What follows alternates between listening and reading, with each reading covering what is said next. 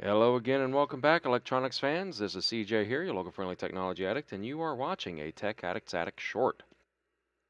So in my last set of videos, I did I think a 5 video series um, on this little inductance capacitance frequency meter, and I believe that I touched on all of the little issues that I had with it.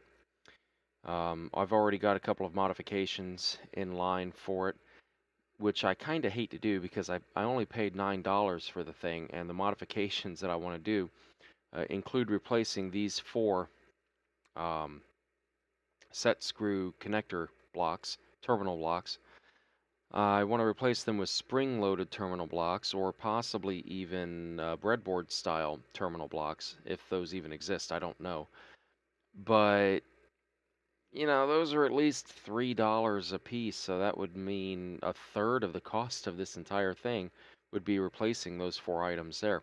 But the fact is, the set screws on these are cheap pot metal and constantly undoing and redoing, which is what you would do with a meter, is simply not what these are designed to do. It would be better if I bought a set of alligator clips and used those, but the length of wire that would be used with an alligator pigtail like that would be possibly enough to affect the reading accuracy. Neither here nor there. The thing works. I've figured out what I was doing wrong with it, and yeah, so I've been able to measure the inductance of a couple of coils that I've made. Case in point, this one right here. I made, come on, are we going to focus? There we go. So you can see I've labeled it 3.2 to 3.4 microhenry because depending on how I measure it, it does fluctuate a little bit, but it does work. And I'm going to go ahead and grab my phone here and move things around just a little bit to show you what I've got. Pardon the mess, but this is a very simple AM broadcast band block filter, with the exception that I've got this little extra piece of wire here, basically shorting the center conductor of the input coax to the output coax. And of course, I've got the output fed to my SDR here and the input going out up to the roof. But it's a very simple filter. We have two 3.3 microhenry inductors, and I've got two 0.001 microfarad capacitors in parallel and two more in parallel here, and then a single one there. So I've got 0.002 microfarad, 0.002 microfarad, and then a 0.001 in between them. And where the 0.002 meet the 0.001, that junction also is the junction of the coil or the inductor to the ground, which I currently have both of the grounds of the coax tied together on a common line to the ground there. So basically what we have is this schematic here, if I can get the thing to focus. Of course not, because that would be, sensible. Come on. There we go. Well, you'll have to rewind the video perhaps and pause it if you really want the schematic. But it's a very simple little filter, and we're going to play around with it just for a moment. As soon as I get everything stable here. Alright, so what you see here is a whole bunch of noise. I do have the hardware automatic gain control turned on. And of course I can turn that off easily enough. Right? But I'm going to leave it on. And I'm just going to pull the wire that joins the two center conductors together. I was listening to a nice little lower sideband QSO a minute ago, but oh, you know what? It's because I changed my frequency. Now I've removed that center conductor, and you'll notice that line of noise is now gone. That line of noise is now gone. There's a faint line there that's gone. In fact, there's a lot of there's a whole line here. I don't know if you can see it on the screen, but there's a whole line there that just kind of marks the point where a lot of noise goes away. And now I'm getting a signal here. Let me put this wire back in and see if that signal disappears, because I've also got another signal over here.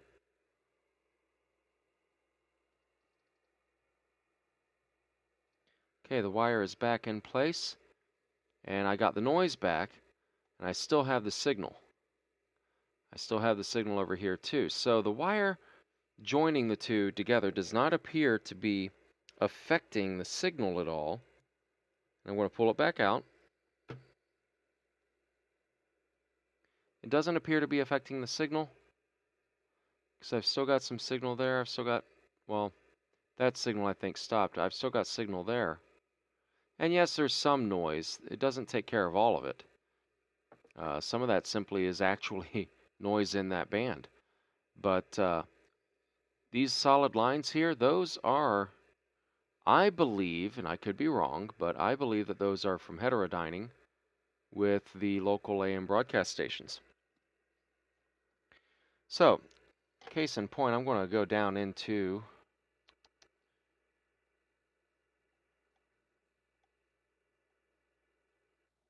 oops, too far. Okay, 6, 5, 4, 3, 2, 1, 0. Okay, you can see a whole bunch of lines here. That's without the wire. And clearly I've got a couple of AM stations that are just strong enough to make it through. Put the wire back in and you can see a whole plethora of AM broadcast making it through. So clearly this filter is working. You know, what can I say? Pull the wire back out. Now I'm playing with, I've got a piece of number 10 electrical wire that I'm just fitting into the inside of the inductor. I just want to see if it changes anything. Oh, and I've apparently got a bad, dirty connection with one of the inductors as well. You know, that's one of the things about breadboarding is you cannot breadboard something like this and expect it to be as good as if you had soldered it onto a PC board. But I've got some dirty connections, so I'm just going to try to clean those up a little bit. Exercise the wires into the breadboard. And look at that. That is an awesome attenuation there. I'm pleased with it. Unfortunately, it still is not perfect. I've still got these bands here. Let me see if exercising this a little bit more does anything. Oop, whole thing just came out in my hand. Gotta be careful with it. So with one of the inductors missing, you can see I've still got plenty of noise there. I'm going to try to put this back where it was. Some of the other noise comes back. You can see I got some work to do. I got to play with it a little bit.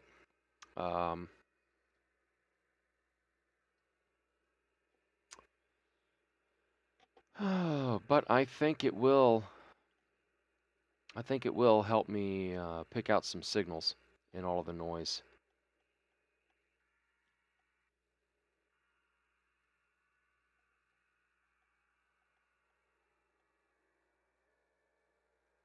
That's a creepy sound.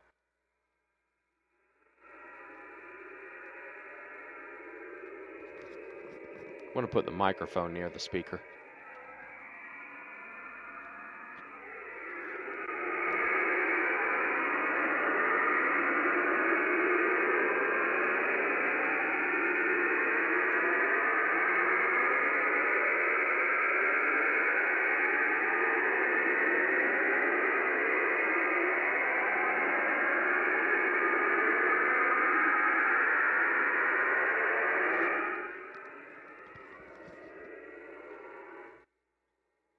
Yeah, imagine not knowing what that is. I believe that's a form of radar. It's either radar or encrypted military comms or something. I don't know. But there appears to be a slight pattern to it. Not that I care. But you can see there's kind of a diagonal as the frequency shifts. And of course, audibly it's increasing in pitch, but this is lower sideband. So as it gets farther away from the center frequency, it's audibly getting higher in pitch. So you got to remember that this is kind of reversed. If this were upper sideband,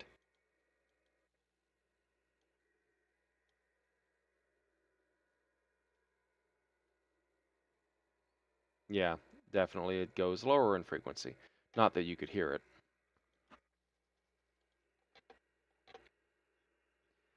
Yeah, I'm just playing around here now. Here's all of the AM frequencies down here. And, you know, that's something else. They look pretty strong there, right? Let me put this wire back in. Show what a difference it makes.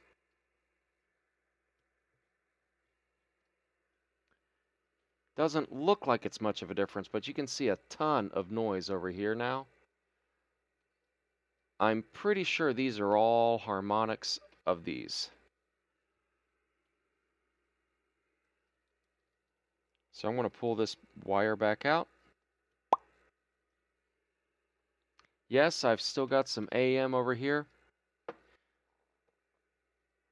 but the majority of the harmonics, the majority of the noise from it is gone. And it looks like I've actually gained noise here, but the fact is, what is happening is the AM broadcast is so strong that it's overpowering the SDR. So the SDR doesn't pick up the signal noise that's actually there. It's desensitized. So you wind up, it looks like you've got noise here, but this is actual signal, not interference. Now, granted, the signal may not be anything that you can do anything with. It may still be noise, or shall we say noise floor. But you'll also see here, this line of CW is not there when all of the AM broadcast band noise is there. So let me put the wire back in, and you see that CW goes away. Let me zoom in on that. All right. There it is right there. There's a little bit of CW.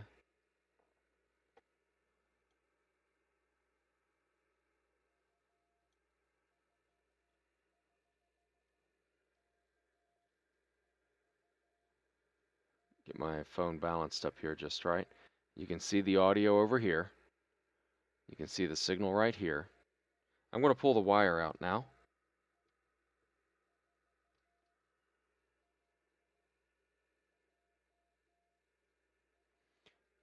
It's kind of hard to tell, but I can see it from where I'm at that the signal is actually stronger now.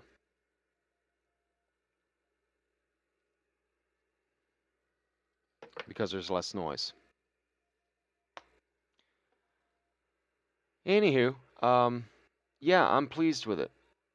I'm glad I bought this because without this thing, without this little meter here, I would not have built working inductors. Well, I mean, I would have built working inductors, but they wouldn't have been of the values that I needed because I have the calculations for measuring a value. I don't remember what the value was now, but I had the calculations for the values because it was part of a filter I was going to build. But the filter did not work very well.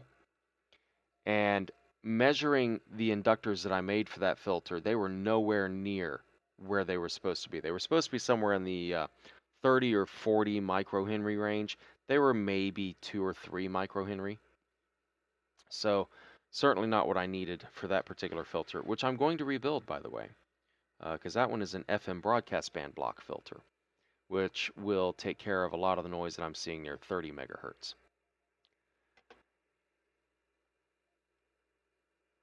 I've definitely still got some other noise to deal with. We see here in the 60-meter band, got some stuff here. Let me put the wire back in.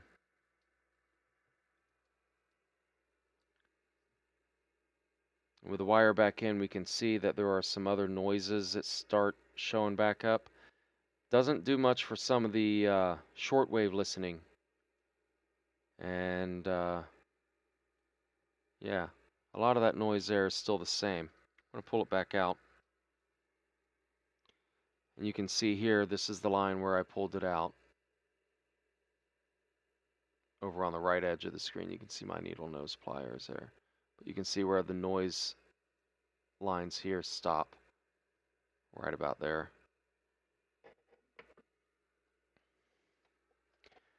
So it's not doing a whole lot of good, but it is doing good. And I can see that it's doing good. I see the evidence of it doing good. It's definitely making it easier to pull in signal, even with all the noise floor as high as it is. And I'm going to take care of the noise floor as well. But that comes in time. I just wanted to say, look, you know, this thing, it's only $9, but it's already paid for itself because I would have paid $15 for an AM filter that I just built. Granted, that filter would be built better and it would be on surface mount technology and rigid and all this other fun stuff, but I wouldn't have gotten the satisfaction of doing it myself. Besides, I still need to put this on a proper PC board and see if that improves its performance any. I'm curious now. WWV on 10 megahertz. No wire, and I'm about to add the wire. Oops, dropped it. Let's try it again. Wire is in. You can see, got a line there, got a line there, got a line there. That's all noise. And they're all fairly evenly spaced, too. Still not picking up WWV, though. But I usually don't at this hour anyway.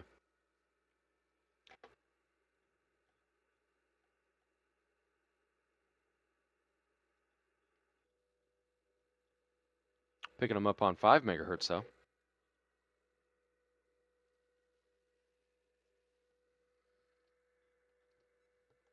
Put the wire back in. Negative 55 decibel below full scale. Pull the wire out. Negative 53, negative 52. So it's a little bit stronger. Having the filter active rather than bypassed. Definitely worth it.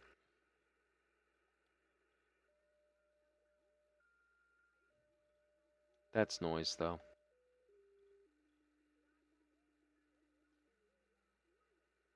I think.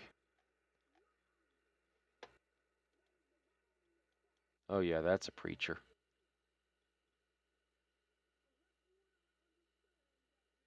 Unless you want to understand the... You can always tell when you're listening to a preacher. I think I'm going to call it for the day. This video went a lot longer than I intended it to, as they always do. So thanks for watching, and I'll certainly give some updates on how well this thing performs and how many more filters I can make. We're going to, like I said, try to make a broadcast band FM filter so that I can maybe listen to some 28 megahertz without having a bunch of noise in that. And I'll try to do some comparisons, and after I get a little bit better set up here, we'll see if I get any better performance out of maybe soldering all these all of these components onto a PC board. So until next time, this is CJ, your local friendly technology addict. 73s, and stay tuned. We'll be back.